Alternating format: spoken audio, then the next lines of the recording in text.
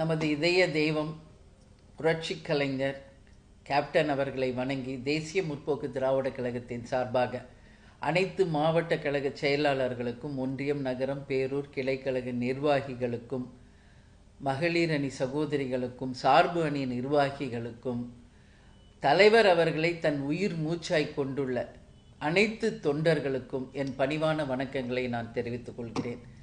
வருகின்ற ஜனவரி 9, 2026 மக்கள் உரிமை மீட்பு மாநாடு 2.0 கடலூரிலே பாசார் கிராமத்திலே நடக்க இருக்கின்ற நமது மாநாட்டை மிக பிரம்மாண்டமான வெற்றி மாநாடாக அமைத்து தந்து, அந்த வெற்றி உங்களுக்கான வெற்றி என்பதை இந்த நேரத்தில் தெரிவித்துக் கொண்டு, அனைவரும் தவறாமல் இந்த மாநாட்டில் கலந்து கொள்ள வேண்டும் என்று கேட்டுக்கொள்கிறேன்.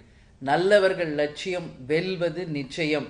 நமது முரசு 8 திக்கும் வெற்றி முரசு கொட்டும் என்று கூறி விடைபெறுகிறேன். நன்றி, வணக்கம்.